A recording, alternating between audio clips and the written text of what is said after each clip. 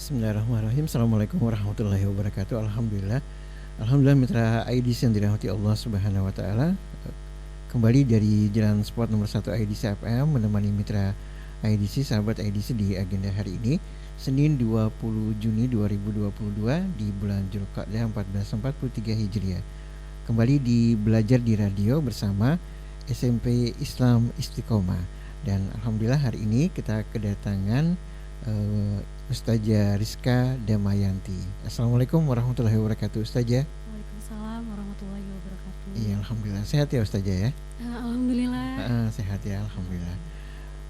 Ustazah Rizka adalah guru bimbingan konseling, begitu ya, guru bimbingan konseling. Dan tema yang kita angkat pada belajar di radio pada pagi hari ini yaitu perbedaan peran psikologi, kemudian psikiater dan juga konselor ya. Baik, ini lebih mengacu kepada bagaimana guru membimbing ya ketika ada masalah, baik masalah itu kebanyakan masalah di siswa ya Ustazah ya. Di remaja ya. Baik kebanyakan memang masalah itu baik, biasanya kalau ada masalah kan takutnya khawatirnya mengganggu konsentrasi belajar begitu ya. Betul. Nah, kita sebelum bertanya kepada Ustazah Rizka Damayanti, kita tanya dulu beliau mengapa mengangkat tema ini dan apa sih sebenarnya peran penting ataupun tadi disebutkan perbedaan peran psikologi, psikiater dan juga konselor. Kepada beliau Ustazah Rizka Damayanti kami persilakan.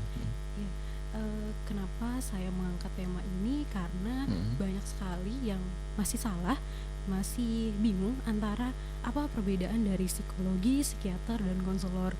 Jadi banyak yang merasa bahwa saya ini butuh bantuan seorang psikologi, tapi ternyata malah harusnya dirawat atau ditangani oleh psikiater gitu.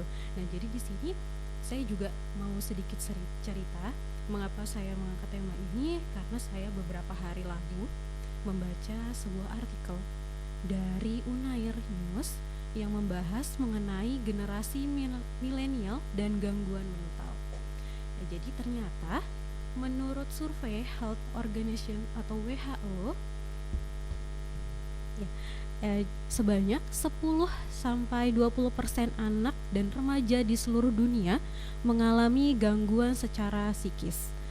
Separuh penyakit kejiwaan ditemukan sejak usia remaja atau usia muda, itu sekitar 14 tahun gitu ya. Terus 5-15% remaja berusia 12-18 tahun memiliki kecenderungan untuk melakukan percobaan bunuh diri. Tersebut di negara-negara maju dan berkembang termasuk di Indonesia. Di negara kita sendiri sangat sedikit penelitian yang fokus melakukan riset tentang jumlah remaja yang memiliki gangguan mental.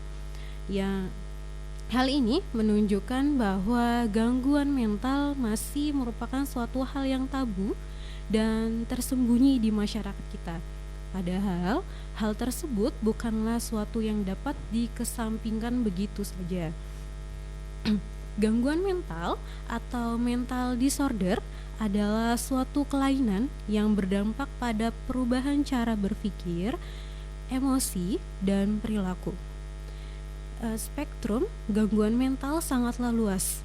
Ketidakseimbangan hormon, faktor genetik, serta lingkungan semuanya berpengaruh dalam membentuk kondisi psikis seorang.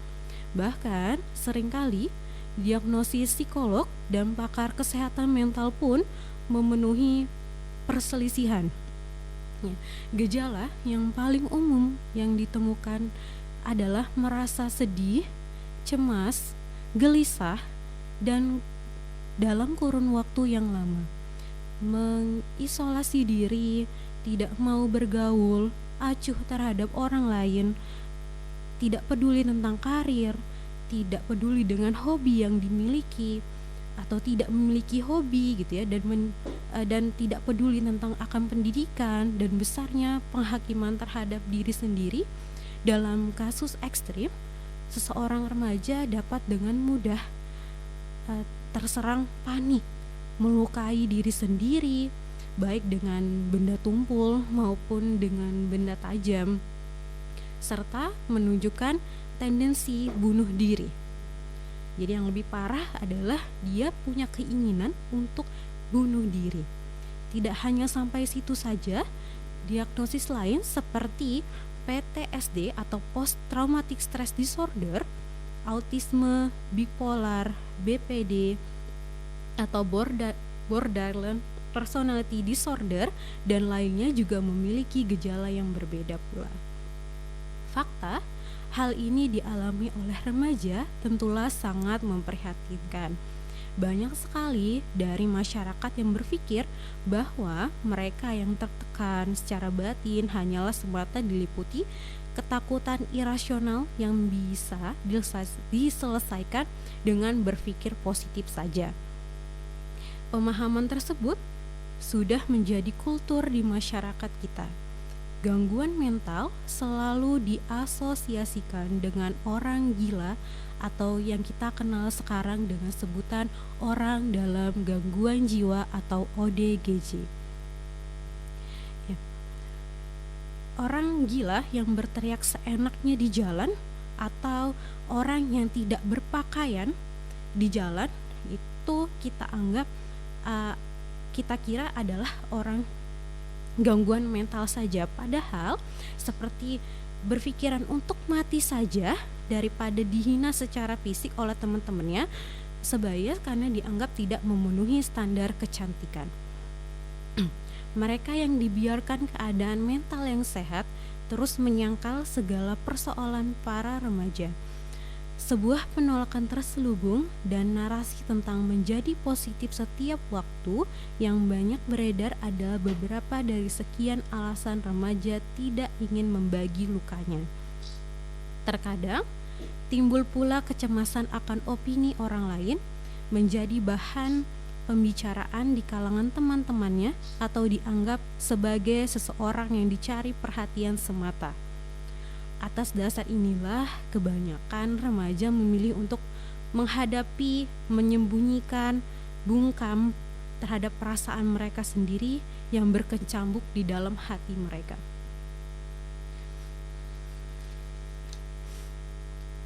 Ada satu alasan tersendiri mengapa isu ini penting untuk dibicarakan. Selama dekade terakhir, jumlah kematian akibat bunuh diri, terutama pada remaja, cenderung mengalami peningkatan. Lebih dari 30% bagi remaja laki-laki dan 2 kali lipat bagi remaja perempuan. Hingga saat ini, bunuh diri tetap menjadi penyebab kematian nomor 2 di dunia untuk remaja dan dewasa muda. Menurut penelitian WHO tahun 2014, hampir 8.000 orang meninggal setiap tahunnya akibat bunuh diri. Semua angka ini harusnya meneriakkan suatu bagi kita. Keputusan untuk mengakhiri hidup tidak mungkin berawal dari pikiran yang sehat. Apabila kita masih menganggap bahwa kita adalah manusia yang membiarkan generasi muda berjatuhan ketika mereka baru menjejakkan kaki di dunia yang sesungguhnya, tanpa ada bantuan serta dorongan kita. Tentulah kini tiba saatnya mempertanyakan arti dari keberadaan kita sebagai manusia.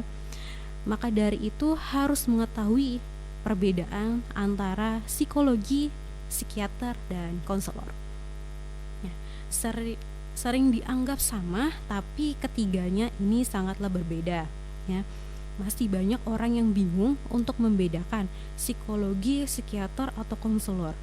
Memang tugas dari psikolog dan psikiater ini hampir mirip, tapi ada perbedaan signifikan yang perlu diketahui banyak orang.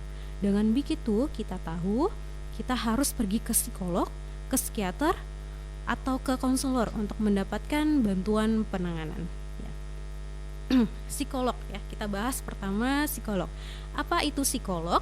Ya, psikolog itu pertama-tama, jadi kalau mau menjadi psikolog itu kita harus mengenyam pendidikan minimal itu sarjana psikologi di Fakultas Psikologi.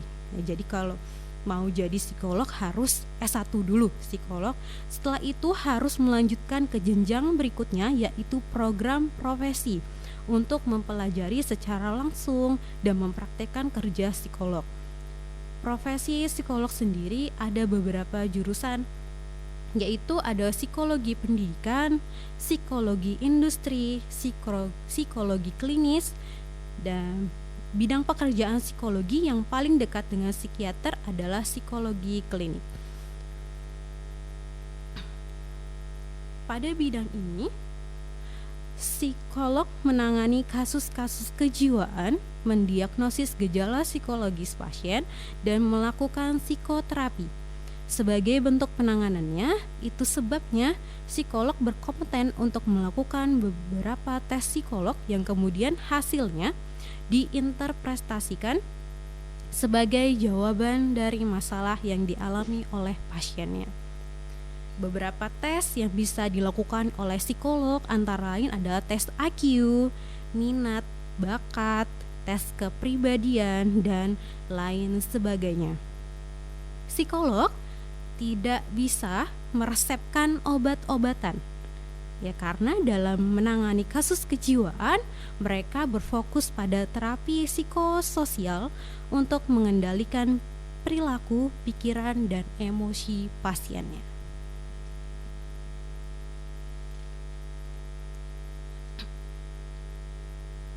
Lantas, apa bedanya dengan psikiater?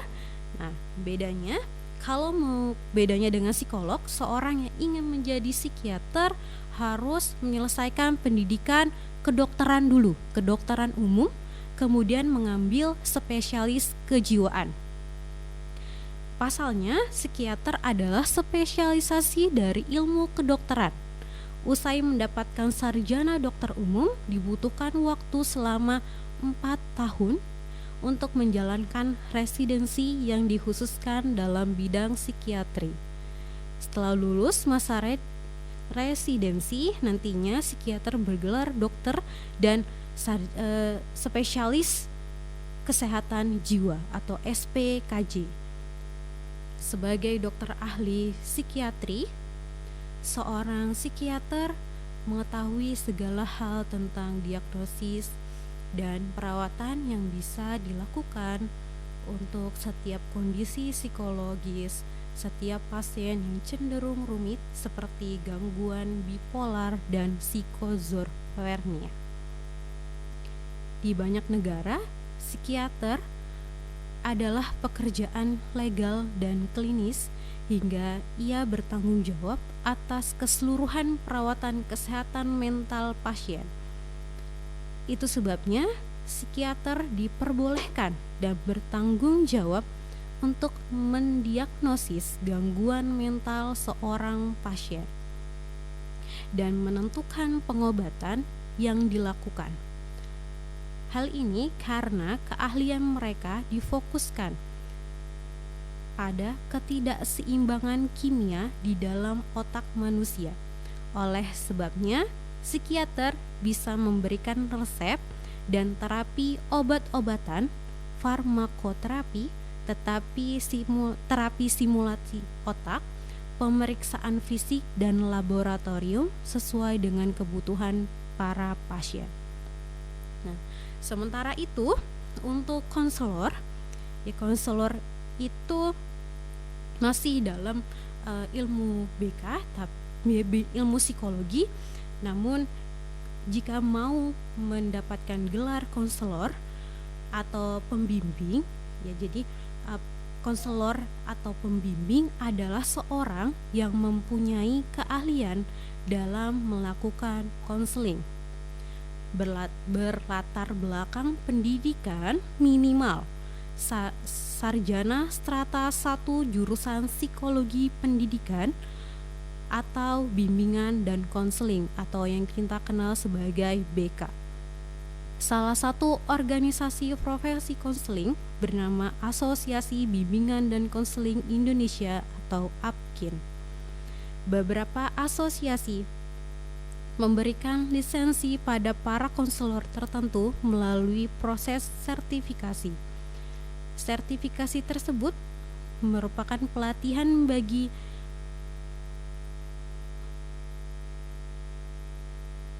sertifikasi tersebut sebagai tanda bahwa yang bersangkutan berwenang menyelenggarakan konseling dan pelatihan bagi masyarakat umum. Walaupun demikian, belum ada aturan khusus di Indonesia pemerintah mengenai sertifikasi konselor.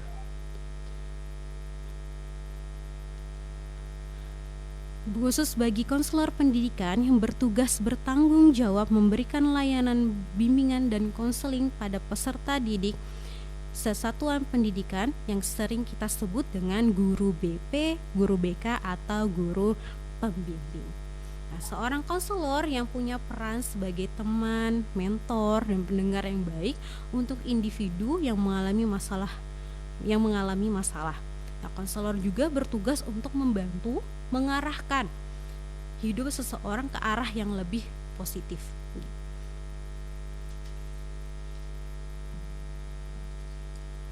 Di Indonesia, program konseling juga ada di dalam bidang psikologi, sehingga psikologi dapat berperan sebagai konselor, namun seorang konselor tidak dapat berperan sebagai psikolog.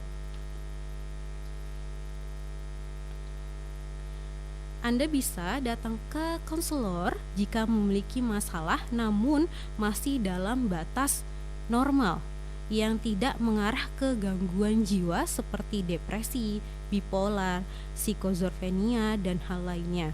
Pada intinya, konselor ini menangani masalah mental yang masih dalam kategori ringan atau orang yang sehat namun memiliki masalah dalam menentukan jalan keluar dari suatu masalah yang dia hadapi.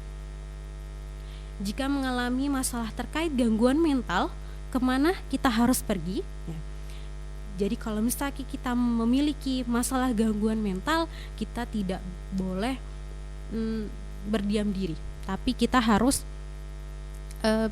berani untuk konsultasi ke ahlinya. Ya, jadi jika suatu hari kita mengalami terkait gangguan kesehatan mental seperti karena depresi atau gangguan kecemasan, sebaiknya kita langsung menemui psikolog atau psikiater.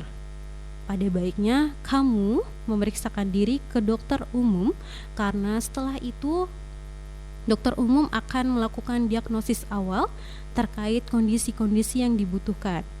Dokter umum juga bisa memberikan rekomendasi psikiater atau psikolog tergantung kondisi yang kita alami.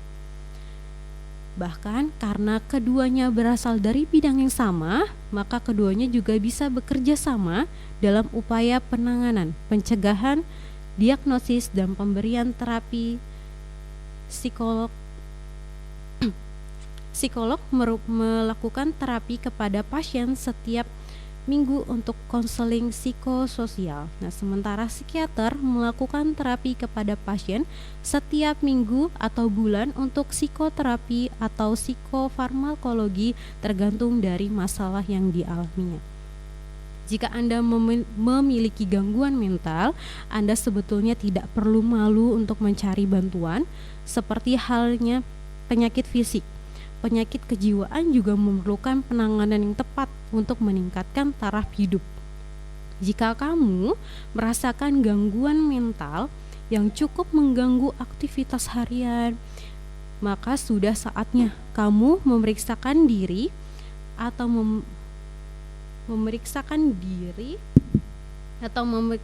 kepada psikolog. Kini kamu bisa buat janji dengan psikolog ya di rumah sakit yang kamu inginkan gitu ya, atau ke biro-biro psikologi yang sudah banyak sekarang ada di kota kita.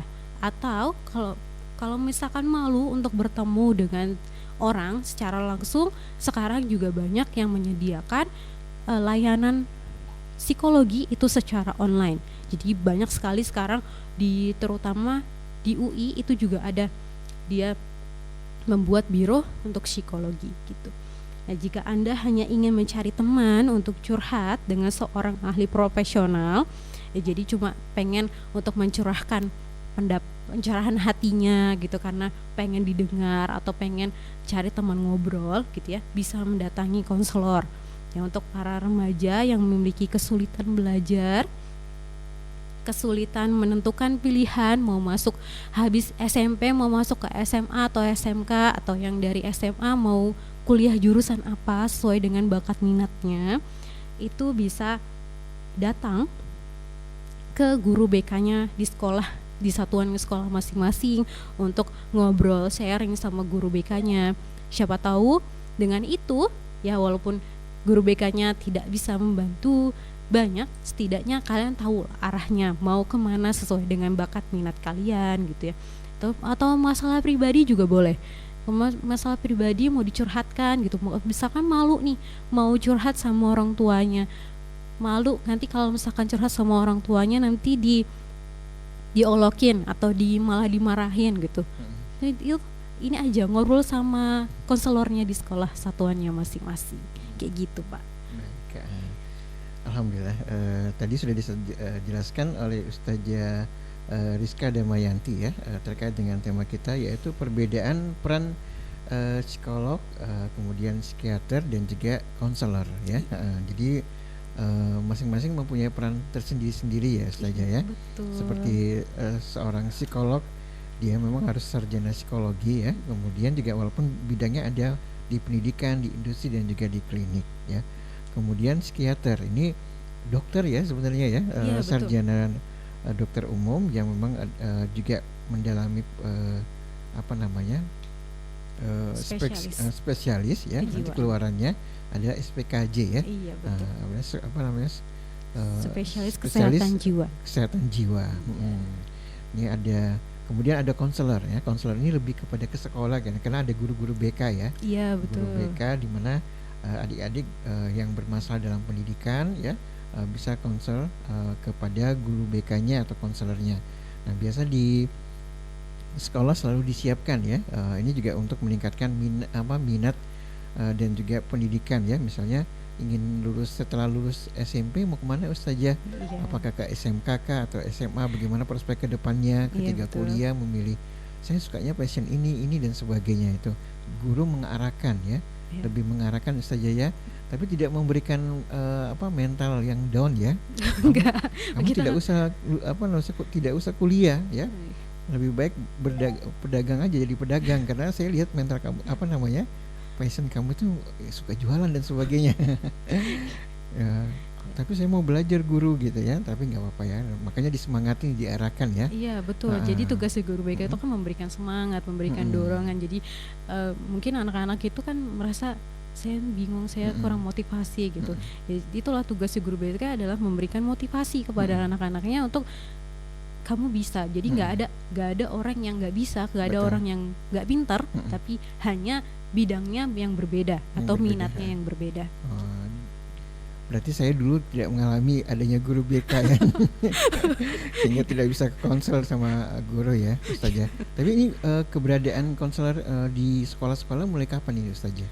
Oh sudah lama sih. Sudah lama ya. Kalau nggak salah tuh udah lama. Jadi dulu itu sebutannya guru BP atau guru pembimbing gitu. Kalau misalkan guru BK ini mungkin baru saja ya. Soalnya waktu dulu saya SMP itu sebutannya guru BP. Guru BP ya.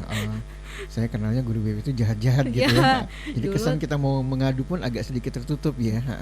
Ya dulu memang orang-orang atau stigmanya orang remaja, siswa-siswa lah dulu itu guru BP itu ya guru yang suka razia rambut, razia kuku, razia segalanya gitu, yang pokoknya jadi polisi sekolah gitu. Jadi kalau misalkan ada guru BK razia itu sudah pada heboh semua. Padahal semakin kesini semakin kita merubah stigma itu bahwa guru BK itu bukan orang yang jahat, bukan yang suka ngerazia, bukan polisi sekolah, tapi kita adalah sahabat siswa yang memang ada di sini di sekolah untuk mendengarkan curhatan kalian, mendengarkan masalah kalian, keluh kesah kalian. Karena remaja rentan akan banyak sekali masalah yang dialami karena masih labil terutama.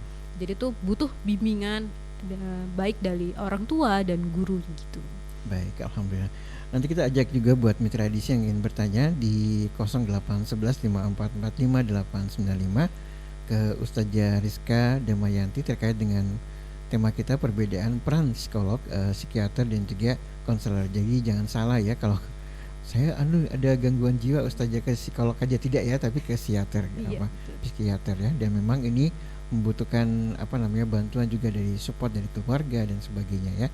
Kita akan jeda dulu untuk mendengarkan pariwara berikut ini. Selepas jeda kita akan kembali di belajar di radio masih bersama Ustazah Rizka Damayanti dari SMP Islam Istiqomah selepas pariwara yang satu ini.